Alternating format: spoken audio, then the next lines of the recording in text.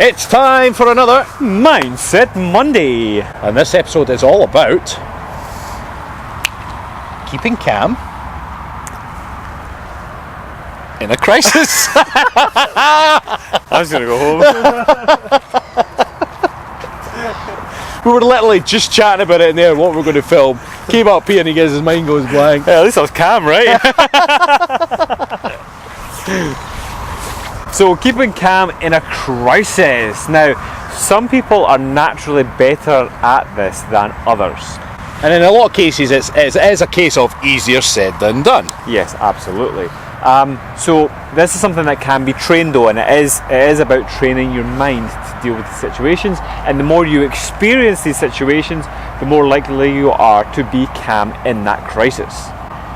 So what you've got to understand is two areas or two sections of the brain. You've got your rational, sort of logical side of the brain, and then you've got your emotional side of the brain.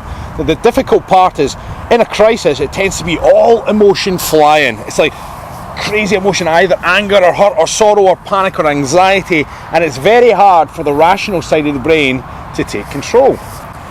So a little bit of science behind this. First of all, you get natural, I'm going to use the word psychopaths here. Now, when most people hear the word psychopath, you think about the serial killers, the rapists, the horrible people on this planet.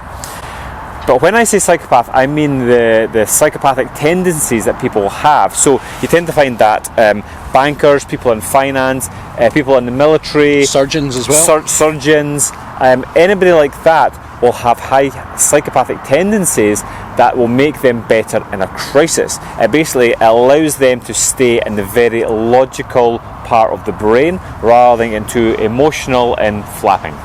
So they're not affected by their environment too much when it comes to the crunch. They can stay cool, calm and collected. Very serial killer-like. Very serial killer-like, yes indeed. So this lesson is all about looking at the experiences that you have had in your life and thinking about how you would react differently in the future.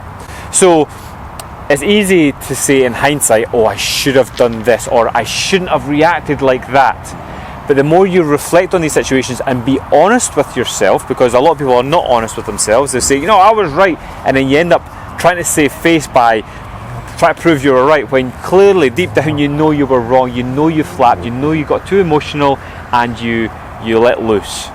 So think about these situations that you've been in. Everybody's been in them. I've been in them. I've been in them. And it's interesting, when you've been in that situation, it's not until you're out of it that you think, what was I flapping about? Yeah. Because by that stage, once you're out of it, you've come up with a solution. You've come up with or some sort of solution to the problem.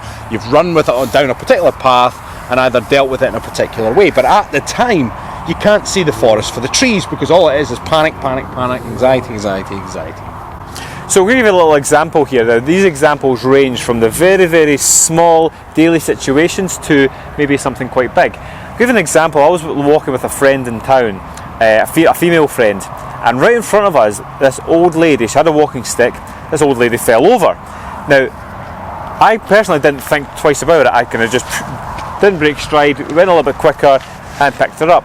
But I didn't realise that my friend behind me had frozen. She had just frozen stiff. She didn't know what to do, and to her that was quite a big somebody's fallen over and hurt themselves. Now, I think most people can associate with that and say, do you know what, I would be straight over there and I would help that old lady up. Of course you would. Of course you like to think you would. So little situations like that can be very, very easy. Now, the more you experience these little things, maybe somebody being very aggressive to you in the street because you stole a parking space, for instance, how do you react to these situations?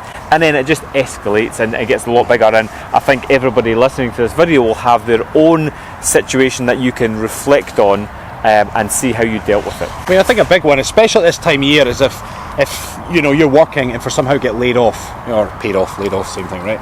And that's the panic. It's like, how am I going to pay my bills? How am I going to do this? How am I going to do that? And it's just this big ball of panicked mess. And it's a funny one because they can't think because they're getting so worked up. So what you almost need is a couple of go-tos, because there's always a solution, not always an easy solution, but there's always something you can do. It'd be a case of, okay, right, Do you know someone else has got work going? You got things to sell to make the bills? Have you got ways you can cut your bill? There's lots of different answers you could have, but you can't think about them when you're flapping. So this is going to come back. This is actually going to merge a few of our previous lessons into this one also. We've got to think about action or acceptance. First of all, again, when the emotions are flying, it's very, very difficult to take solid action and say, right, I need to either accept this or take action, or both. You accept the situation as what it is, and then you take solid action to rectify or to make the situation a little bit better. Another lesson that springs to mind here is crossing the midpoint. That's right. So there's exercises you can do, which is physically crossing midpoint, passing a ball from hand to hand, or bouncing off the wall and catching it in the other hand. And what this does is, if you're in a crisis, tends to be your emotional side of the brain fired up. This crossing of the midline with a ball or some object forces your brain to keep switching between, and it encourages your logical side to fire up. Or you can do some sums or some arithmetic, something that forces the logical side of the brain to work. Yeah. So again, depending on your own situation, like the example I gave about the old lady falling over, I'm not suggesting you go and find a ball and start throwing it against the wall. However, I think in everyday life there are situations that are instantaneous, like somebody falling over or somebody being aggressive to you in the street. You've got to take action there, very, very quickly. But the more you do the type of task that Rab was just talking about, doing some math, doing some logical thinking, maybe do Sudoku or something, the more you do these type of things, it keeps your brain functioning in the logical patterns rather than the emotional ones. And you also might have stressful and crisis situations that are ongoing in your life that you can take some time out, go and throw a ball against the wall, do some arithmetic, and then look at that problem in a very logical way. Look at what you can do and not what you can't. Look at the options that are in there, and then you choose from your options of what you can possibly do, pick a few and roll with it. Doing nothing is just going to let the crisis carry on. Yeah. And I think a lot of people, when you get emotional about it, it's kind of like saying, oh, poor me. This was done to me, poor me, and you're going to get angry or you're going to get upset. You might cry, you might lash out. But ultimately, what you're saying is, oh, poor me. Well, no, not poor you. What are you going to do about it? That's our point today. What are you going to do about it, not what's been done to you? That's a brilliant line. It's not what's been done to you, it's what are you going to do about it. It's almost gangster. Someone's going to be sleeping with the fishes tonight. I think that wraps up. Yeah. Gangster.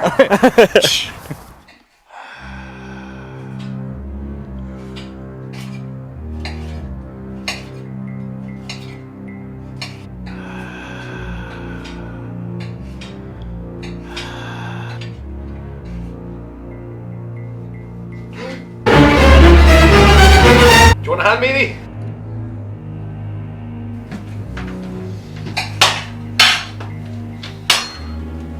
Mate, you scared me. You alright, like? That heavy breathing. Oh, sorry, bud, sorry, it's my asthma. Anyway, chopping to do.